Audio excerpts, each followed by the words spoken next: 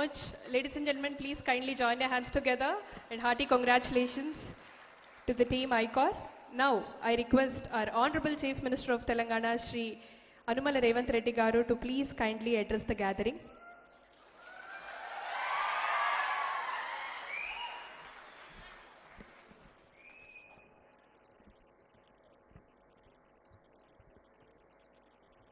ICAR biologics పరిశ్రమ విస్తరణ కార్యక్రమంలో నాతో పాటు ముఖ్య అతిథులుగా ఐటీ పరిశ్రమ శాఖ మంత్రులు దుద్దిల్ల శ్రీధర్ బాబు గారు, కార్మిక శాఖ గనుల శాఖ మంత్రివర్యులు జి వివేక్ వెంకటస్వామి గారు, మాజీ మంత్రివర్యులు శాసనసభ్యులు సుదర్శన్ రెడ్డి గారు, మేడ్చల్ రంగారెడ్డి జిల్లా కలెక్టర్ గారు, పరిశ్రమ మేనేజింగ్ డైరెక్టర్ ఆనంద్ రెడ్డి గారు ఈ కార్యక్రమంలో పాల్గొని తెలంగాణ రాష్ట్రం ముఖ్యంగా genome valley vaccine capital of the world, bulk drugs capital of the world 25 సంవత్సరాల క్రితం 2000 సంవత్సరంలో ప్రారంభించిన ఈ జీనోమ్ వ్యాలీ కేవలం 1200 ఎకరాలలో ప్రపంచానికే వ్యాక్సిన్లో బల్క్ డ్రగ్స్లో ఒక రాజధానిగా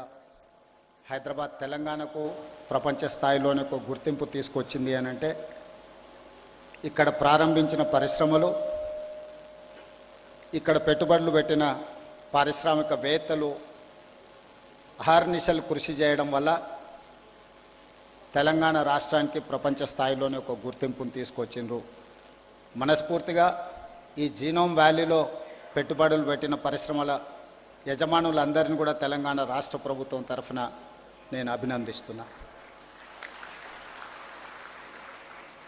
ఈరోజు దేశంలోనే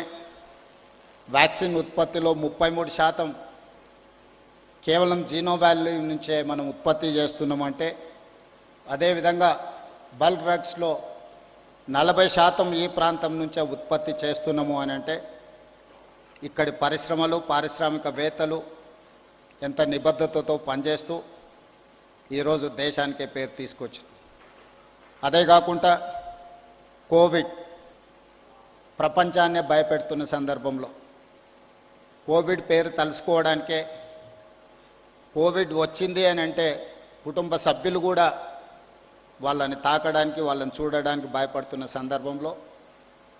జీనోమ్ వ్యాలీ నుంచే మనం వ్యాక్సిన్ను తయారు చేసి ప్రపంచ దేశాలకు, దాదాపుగా 100 దేశాలకు ఇక్కడి నుంచే మనం వ్యాక్సిన్ అందించినామంటే ఆ గొప్పతనం కూడా ఇక్కడి పారిశ్రామికవేత్తలది, ఇక్కడి పరిశ్రమలు ఉత్పత్తి చేసిన వ్యాక్సిన్ అని చెప్పి